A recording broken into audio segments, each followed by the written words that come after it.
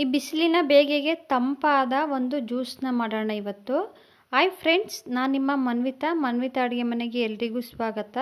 First time ನನ್ನ channel ನೋಡ್ತಾ ಇದ್ದರೆ ದಯವಿಟ್ಟು ಸಬ್ಸ್ಕ್ರೈಬ್ ಮಾಡ್ಕೊಳ್ಳಿ, ಹಾಗೆ ಪಕ್ಕದಲ್ಲಿರೋ ಬೆಲ್ ಐಕನ್ ಮೇಲೆ ಕ್ಲಿಕ್ ಮಾಡಿ. ನಾನು ಹಾಕೋ ವಿಡಿಯೋ ನೋಟಿಫಿಕೇಷನ್ ನಿಮಗೆ ಮೊದಲನೇದಾಗಿ ಬರುತ್ತೆ.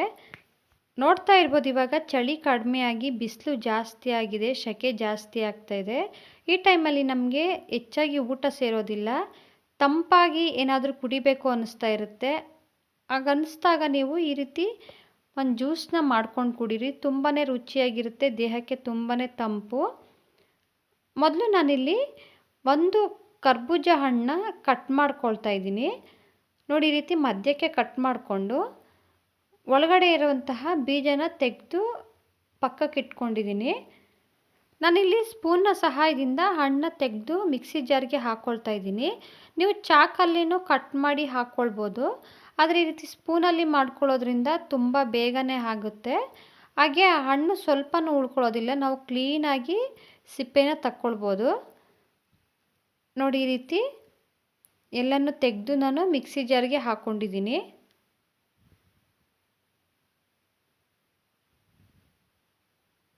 ನಿಮಗೆ ಇದು ಕಷ್ಟ ಅನಿಸಿದ್ರೆ ಚಾಕುಲಿ ಕಟ್ ಮಾಡಿ ಕೂಡ ನೀವು ಹಾಕ್ಕೊಳ್ಬೋದು. ನೋಡಿ, ಹಣ್ಣು ಸ್ವಲ್ಪನೂ ಉಳ್ಕೊಳ್ಳೋದಿಲ್ಲ, ತುಂಬ ಕ್ಲೀನಾಗಿ ನಾವು ತೆಗಿಬೋದು. ನೋಡಿ, ಇವಾಗ ಮಿಕ್ಸಿ ಜಾರ್ಗೆ ಹಣ್ಣೆಲ್ಲ ತೆಗೆದು ಹಾಕ್ಕೊಂಡು 2 ಟೇಬಲ್ ಸ್ಪೂನಷ್ಟು ಸಕ್ಕರೆನ ಹಾಕ್ಕೊಂಡಿದ್ದೀನಿ. ಹಣ್ಣಲ್ಲೂ ಸ್ವೀಟ್ ಅಂಶ ಇರೋದ್ರಿಂದ ಸಕ್ಕರೆ ನೋಡಿ ನೀವು ಹಾಕ್ಕೊಳ್ಳಿ. 4 ರಿಂದ 5 ಐಸ್ ಕ್ಯೂಬ್ನ ಹಾಕ್ಕೊಂಡು ಗ್ರೈಂಡ್ ಮಾಡ್ಕೊಂಡಿದ್ದೀನಿ. 1 ನಿಮಿಷ ನೀವು ರುಬ್ಕೊಂಡ್ರೆ ಸಾಕು, ಜ್ಯೂಸ್ ರೆಡಿಯಾಗುತ್ತೆ. ಗಟ್ಟಿಯಾಗಿದೆ ಅನಿಸಿದ್ರೆ ನೀವು ಸ್ವಲ್ಪ ನೀರನ್ನ ಹಾಕ್ಕೊಳ್ಬೋದು. ನೀರು ಬದಲಾಗಿ ಹಾಲನ್ನ ಕಾಯಿಸಿ ತಣ್ಣಗಾದ ನಂತರ ಫ್ರಿಜ್ಜಲ್ಲಿ ಇಟ್ಟು, ಹಾಲು ತಣ್ಣಗಾದ ನಂತರ ನೀವು ಜ್ಯೂಸ್ ಜೊತೆ ಮಿಕ್ಸ್ ಮಾಡಿಕೊಂಡ್ರೆ ಇನ್ನೂ ತುಂಬ ಚೆನ್ನಾಗಿರುತ್ತೆ. ನೀವು ಹಾಲನ್ನ ಹಾಕ್ಕೊಂಡು ಮಾಡ್ಕೊಳ್ಬೋದು, ಹಾಗೆ ನೀರನ್ನ ಹಾಕ್ಕೊಂಡು ಮಾಡ್ಕೊಳ್ಬೋದು. ನೋಡಿ, ಇವಾಗ ಜ್ಯೂಸು ರೆಡಿಯಾಗಿದೆ, ಸರ್ವ್ ಮಾಡ್ಕೊಳ್ತಾ ಇದ್ದೀನಿ. ತುಂಬಾ ರುಚಿಯಾಗಿರುತ್ತೆ. ಈ ಬಿಸಿಲಿಗೆ ನೀವು ಏನಾದರೂ ಕುಡಿಬೇಕು ಅನ್ನಿಸ್ದಾಗ 5 ನಿಮಿಷದಲ್ಲಿ ಮಾಡ್ಕೊಳ್ಬೋದು, ಹೆಚ್ಚು ಟೈಮು ತಗೊಳ್ಳೋದಿಲ್ಲ.